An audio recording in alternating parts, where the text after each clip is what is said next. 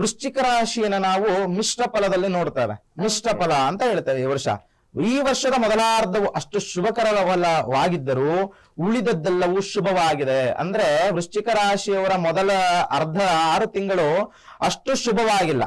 ಆದ್ರೆ ಉಳಿದ ಅರ್ಧ ಭಾಗ ಅಂದ್ರೆ ಉಳಿದ 6 ತಿಂಗಳು ಸಾಕಷ್ಟು ಶುಭಕರವಾಗಿದೆ. ನವೆಂಬರ್ ಮತ್ತು ಡಿಸೆಂಬರ್ ತಿಂಗಳಲ್ಲಿ ವೃತ್ತಿ ಮತ್ತು ಉದ್ಯೋಗದ ವಿಚಾರದಲ್ಲಿ ಸಾಕಷ್ಟು ತೊಂದರೆಗಳನ್ನ ಎದುರಿಸಬೇಕಾಗತ್ತೆ.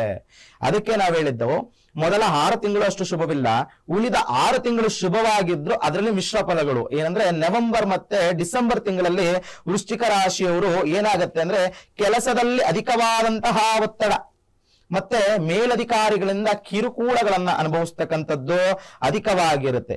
ಈ ಹಿಂದಿನ ಅನುಭವಗಳ ಮೇಲೆ ಅಂದ್ರೆ ಇವರು ಹಿಂದೆ ಈ ತರದ ಸವಾಲುಗಳನ್ನ ಸಾಕಷ್ಟು ಎದುರಿಸಿರ್ತಾರೆ.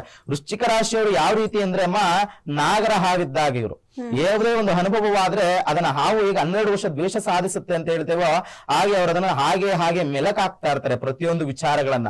ಅದೇ ರೀತಿಯಾಗಿ ಇವರು ಹಿಂದೆ ತಾವು ಅನುಭವಿಸಿರ್ತಕ್ಕಂಥ ಕಷ್ಟ ಕಾರ್ಪಣ್ಯಗಳನ್ನ ತಮ್ಮಿಂದಾದಂತಹ ತಪ್ಪುಗಳಿಗೆ ಪರಿಹಾರಗಳನ್ನ ಯಾವ ರೀತಿ ಮಾಡಿದ್ವಿ ಅನ್ನೋ ಒಂದು ಆಲೋಚನೆಯನ್ನ ಮಾಡಿ ಮುಂದೆ ಹೆಜ್ಜೆ ಇಟ್ರೆ ಈ ಉದ್ಯೋಗದಲ್ಲಿ ಆಗ್ತಕ್ಕಂಥ ಕಿರಿಕಿರಿಗಳನ್ನ ತುಂಬಾ ಸುಲಭವಾಗಿ ಬಗೆಹರಿಸುವುದನ್ನ ಕಾಣಬಹುದು.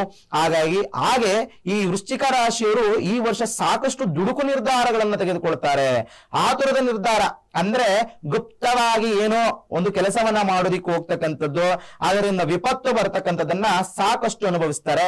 ಹಾಗಾಗಿ ಇವರು ತಮ್ಮ ಕುಟುಂಬದೊಂದಿಗೆ ಅಥವಾ ತಮ್ಮ ಗುರು ಹಿರಿಯರೊಂದಿಗೆ ಕೂತು ಮಾತಾಡಿ ಆ ವಿಚಾರಗಳಲ್ಲಿ ನಿರ್ಧಾರವನ್ನು ತೆಗೆದುಕೊಳ್ತಕ್ಕಂಥದ್ದು ಇವರಿಗೆ ಸಾಕಷ್ಟು ಅನುಕೂಲಕರವಾಗಿರುತ್ತೆ.